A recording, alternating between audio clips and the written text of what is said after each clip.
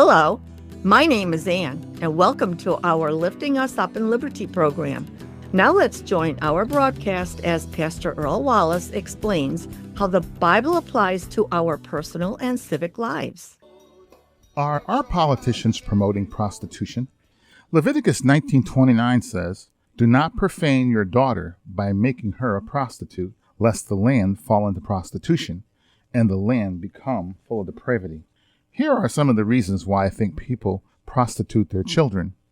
The adults are evil and do not care what happens to the young, nor how they are treated.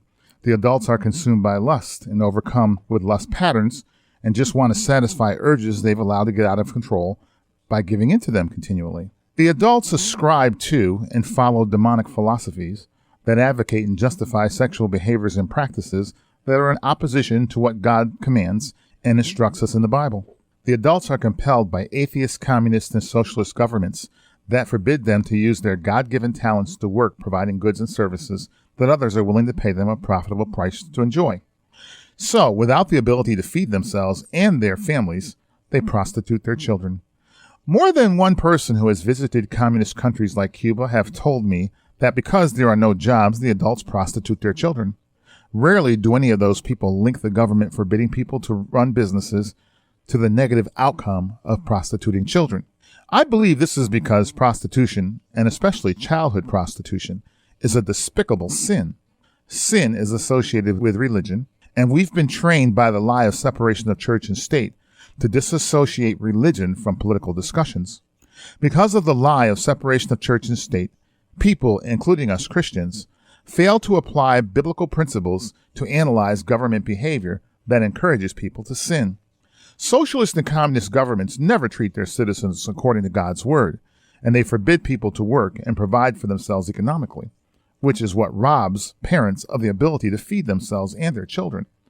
Since sin rolls downhill, the youngest and the most vulnerable members of societies always end up paying terrible prices for it. So I ask again, are any of the politicians you support actually saying things that sound spiritual, like "I'm going to take care of the poor," yet they advocate doing so by implementing policies that pit us against one another, by inciting us to hate people who may be rich, possibly because God has blessed them, or by inciting us to be suspicious of people who want to work freely by using their God-given talents to engage in the capitalist activities of trading and making, for which Jesus commends the two servants in Matthew 25:14-23, the parable of the talents.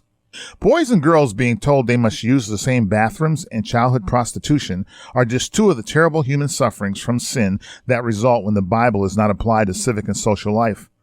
Hosea 4:6 tells us there are going to be generational problems if we allow ourselves to be deceived into rejecting God's knowledge.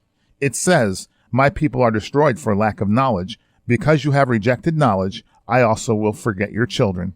Our nation perishes when we fall prey to what people in government say, by applying God's wisdom to what they actually do. And this is how we get lifted up in liberty. Thank you for listening. We hope you will join us in fulfilling 2 Chronicles 7:14 by repenting and turning to Christ so God saves your soul and heals our land.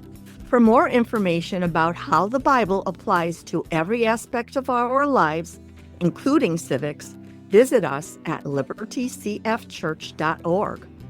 Email us at office@libertycfchurch.org. Mail us at P.O. Box 235, Latham, New York 12110. Or call us at 518-545-7744. That's 518-545-7744.